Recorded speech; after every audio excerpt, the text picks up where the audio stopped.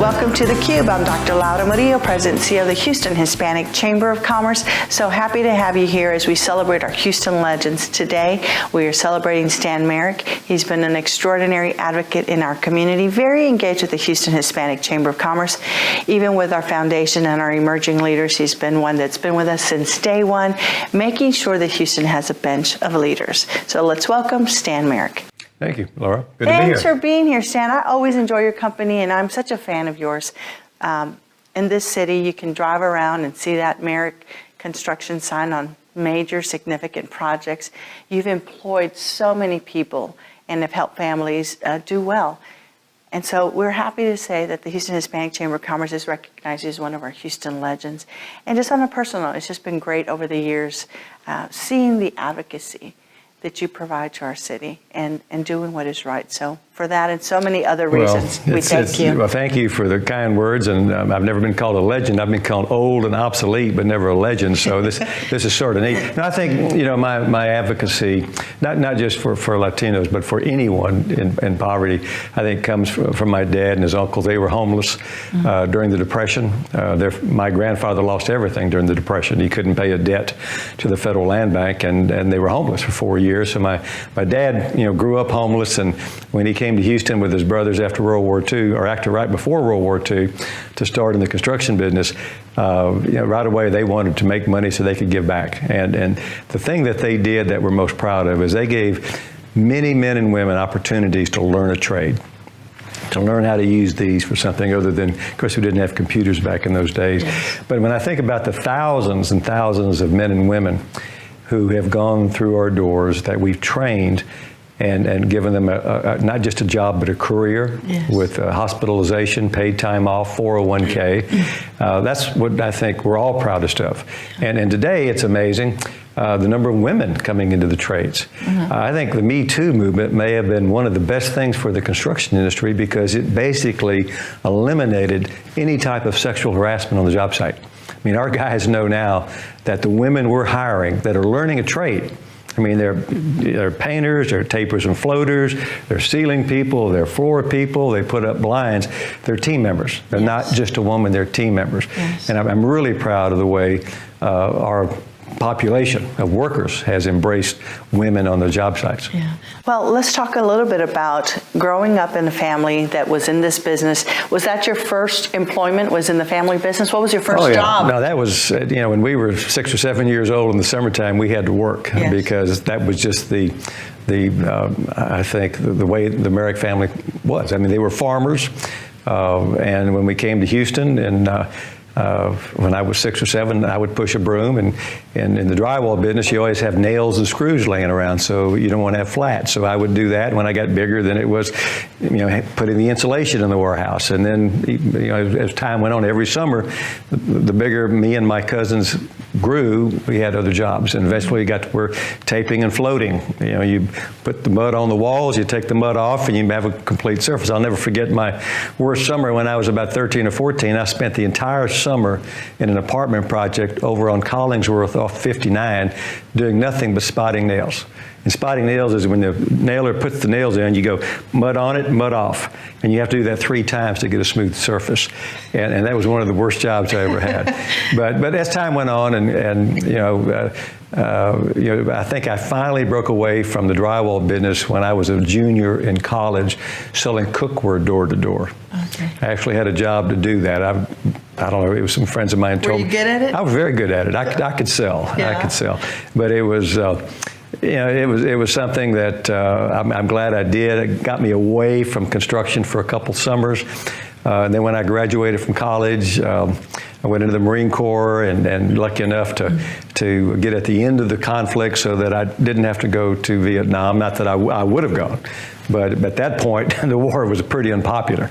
And a lot of people, as you know, were going to Canada or whatever. And I was committed. We had our basic training and our advanced military training and weapons and ready to go, but didn't have to go, so that was great. And then I joined the Carpenters Local because I really wanted to learn the trade. Okay. My dad and his brothers were on the residential side of the business doing houses, and we wanted to get into the commercial, the buildings, and I spent a couple of years doing that, and then moved into the office, and the rest is history. So I've been my 50th year this year in the business. Hard to believe at age 72, but I've loved it, and I still love it. And I have no intentions of retiring. I'm more of a cheerleader now for our guys, and we do a lot of recruiting from our high schools and from the military and from the prisons. I mean, we believe in giving a person a second chance, and we've had some tremendous success of young men or women who have made a mistake and have cleaned up their act. And we've got one guy that's 8 years in prison, and now he's one of our top project managers. Yeah. So I mean, good things happen. Well, and with that, we'll be right back with more.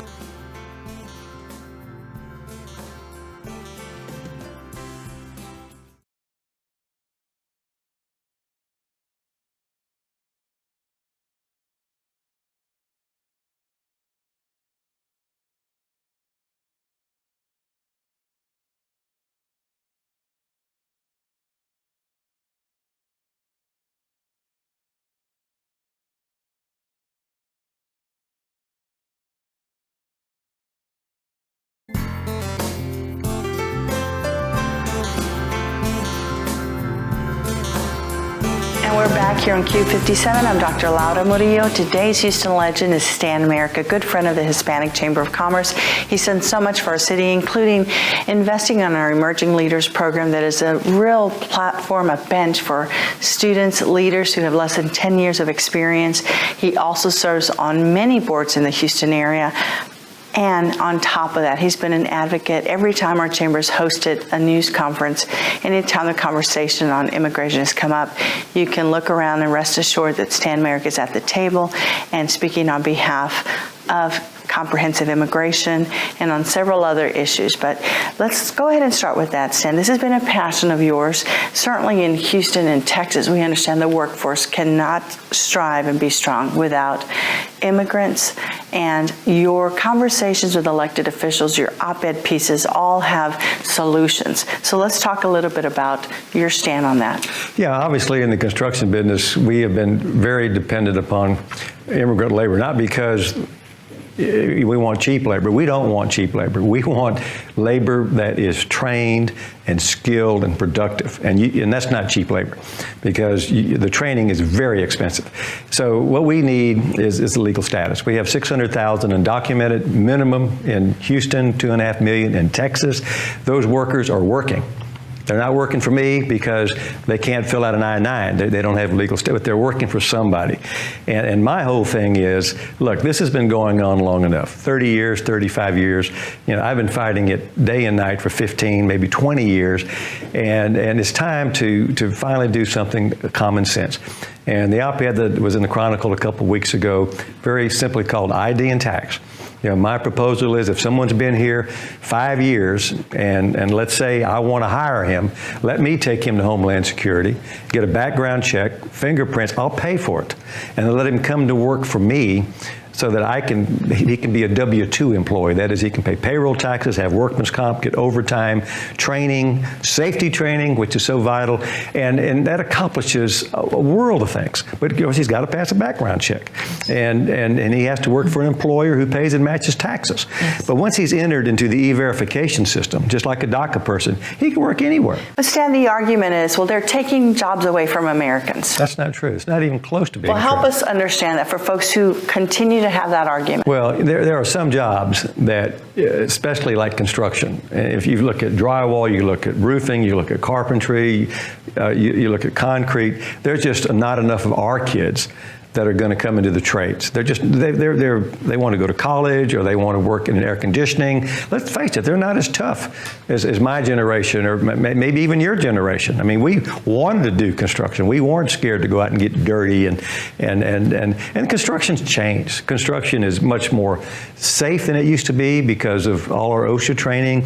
Construction's a lot of high tech now. All my foremen have iPads. I mean, all the blueprints come in on the iPad. We've got lasers that help with leveling things or plumbing things, layout tools. I mean, it's a fun business. Yeah. And if you bring high school kids in for career days, where we do thousands of them, they all love it. Yeah. But when it comes time to sign on the paper and go out there and work 8 hours a day, it's not. But even if we had a lot of workers from our own ranks, we still need immigrant labor. Our birth rate is just not high. We're not producing enough kids. Guys like me, I'm 72 with a 15-year-old, I'm doing my part, like Dr. Kleinberg would say. But most people aren't having, 3 or 4 kids. Sure. So we need immigrant labor. But the whole thing about the ID and tax is, I've talked to Chief Arceveda about it, and he loves it because all of a sudden we could identify 700,000 people or 600,000 in our community who would now report a crime. Yes. Right now, they won't cooperate with the police. And so that's very positive. I've talked to healthcare. Healthcare loves it because those 600,000, if they came to work for an employer who provided workman comp, if they get hurt, they don't go to the ER. Correct. They go to the hospital. And if we provide hospitalization for them and their families, the kids have primary care. And talking to educators, it's such a stress we're putting on our kids, whether they're undocumented or documented with undocumented parents. They are stressed. They're worried about mom and dad coming home. They're worried about ICE showing up at the doors, and then that's too much stress on these kids. I'm on the board of KIP. One of the saddest examples I can tell you about this community, we opened a new school on the east side, and the first morning of school, first, second, and third graders, banners, go home, go back to Mexico. This is our kids, and these are all American-born kids, I'm sure. I mean, why is our community letting that happen? That's just terrible. So the ID and tax solution, which is so simple and makes so much common sense. And remember, if I was talking to a known congressman, he said, well, if you do that, then they're held hostage by that company. That's not right. If they are entered into the e-verification system, just like a DACA recipient, they can go anywhere. And if you think about the money that if employers pay taxes on all of these undocumented, it's billions of dollars. That's right. Billions of dollars.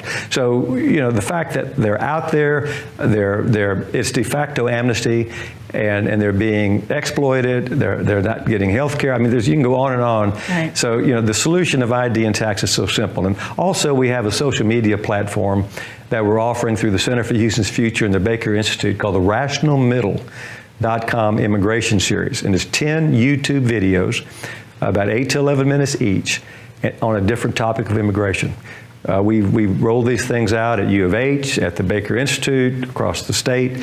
Washington, we've had over 1,500,000 page views, and please have your audience look at those videos. The Rational Middle. RationalMiddle.com/immigration. Well, Stan, for that and so many other reasons is part of why we named you one of our Houston legends. Thanks for all you do for this city, and especially for being a voice for those who do not have one. Well, and I really appreciate your Emerging Leadership series. I think that's a great way to engage our young Latinas and Latinas into the leadership. We need more people on boards. We need more people running for office.